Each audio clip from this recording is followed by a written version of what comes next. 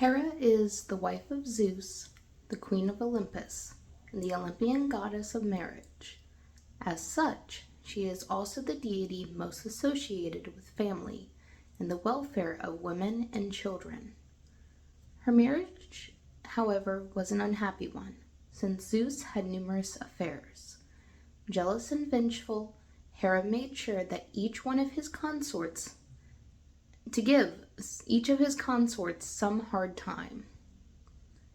Based on the number of cults, Hera was a very ancient goddess, possibly predating even Zeus. In fact, it's assumed that we don't even know her original name. Hera is actually a title, which is usually translated as lady or mistress. Hera's Roman counterpart was Juno, the goddess who gave her name to the month of June. Even today, it's the most popular time for weddings. Hera was usually portrayed alongside Zeus as a fully clothed matronly woman of solemn beauty, wearing a cylindrical crown called palos, or a wreath, and a veil. Sometimes she carries a scepter capped with a pomegranate or a cactu. Cactu? Always have trouble with that one. The former a symbol of fertility, the latter a token of the way she was wooed by Zeus. She is also often accompanied by a peacock, one of her sacred animals. Homer often refers to Hera as cow-eyed and white-armed, which are some of her most famous epithets. She also is sometimes called a virgin, since it is believed that every year she bathed in a spring to renew her virginity. Being born after Hestia and Demeter, Hera is the youngest of Cronos' and Rhea's 3 daughters, and their third child overall. Hades, Poseidon, and Zeus, in that order, are her younger brothers. However, since, just like each of her siblings but Zeus, she was swallowed by her father at birth, and later disgorged to be born again, she is sometimes referred to as Cronos' and Rhea's oldest daughter. Reasonably, since the Titan had to empty his stomach of his children in the order opposite of the one in which he ate them. As the guardian of marriage and the spouse of the king of the gods and men, Hera didn't have much choice but to be a faithful wife. Even though she was beautiful, not many men, and not one god, dared to lay hands on her. Endymion tried once, but Zeus condemned him to eternal sleep. Ixion fared even worse. Zeus fooled him into making love with a cloud fashioned in Hera's image, and then ordered Hermes to bind him to a perpetually turning wheel of fire. By most accounts, Hera gave Zeus 4 children: Ares, god of war;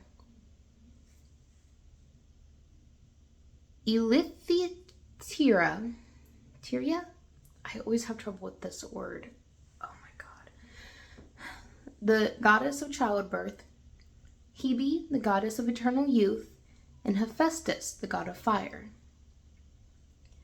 Zeus tricked Hera into marriage. Knowing full well that the goddess loved animals, he transformed himself into a distressed cockatoo. Cockatoo? I'm going to call it a cockatoo because that is the only word that comes to my mind.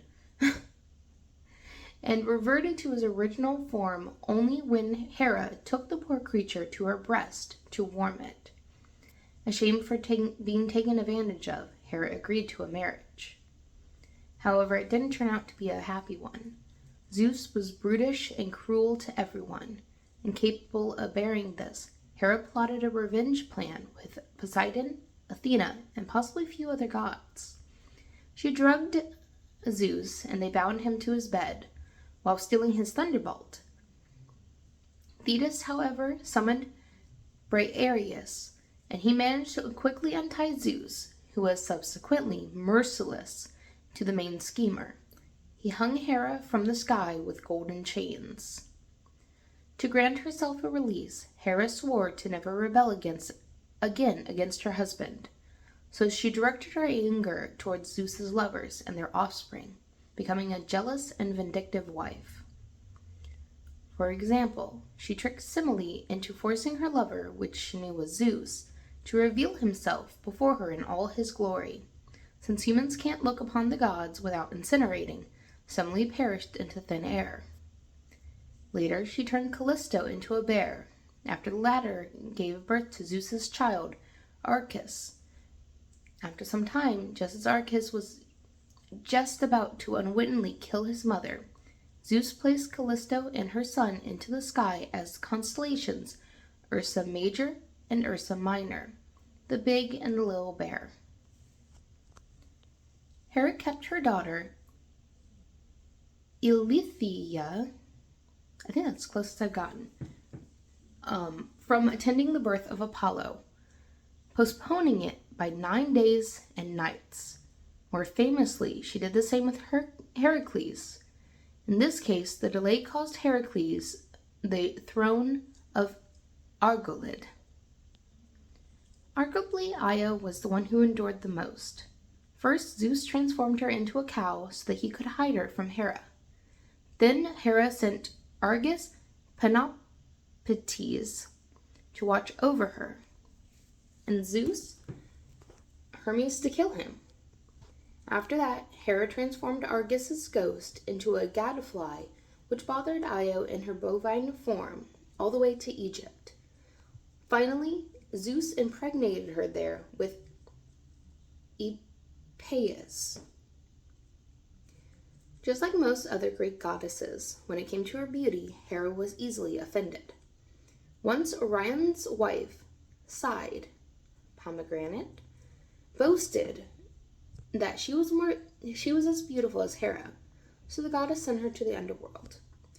When Lemidion's daughter, Antigone, did the same, Hera turned her into a stork. Finally, after Paris chose Aphrodite instead of her, she became the sworn enemy of Troy. While Hera is often seen as a jealous and vengeful wife, her character is more complex than this one-dimensional portrayal suggests. It is important to recognize that she was a powerful and independent goddess in her own right, ruling over marriage, family, and women's welfare. Her anger towards Zeus' infidelities was not solely fueled by jealousy, but was also a reaction to his betrayal and the destabilization of their sacred union. Hera's protective nature extended not just to her own family, but to all families, and she was deeply committed to maintaining the sanctity of marriage. Hera's throne on Mount Olympus was made of ivory and gold, crafted by the divine artisan Hephaestus. It is said to be so beautiful and majestic that it rivaled even Zeus's throne. According to one myth, the Milky Way was created when Hera's breast milk sprayed across the heavens after she removed the infant Heracles from her breast. It had been placed there by Zeus in an attempt to grant him immortality. But Hera, unaware of the infant's true parentage, was startled when she realized who he was. Argos, a city in the Peloponnese region of Greece, was home to one of the most important Hera cults in antiquity. The city held an annual feast in her honor, known as the Hera. I think I'm pronouncing that right. Where athletic competitions were organized for young women. In a tale of love, jealousy, and divine power, we followed the story of Zeus, the queen of Olympus and goddess of marriage. With a tumultuous relationship with Zeus, the king of the gods, Hera's life is fraught with betrayal and vengeance. Despite her dedication to family and the welfare of women and children, Hera's wrath towards Zeus's consorts and their offspring is legendary. As we delve into the complexities of Hera's character, we uncover a goddess who is deeply passionate, fiercely protective, and unyielding in her pursuit of justice.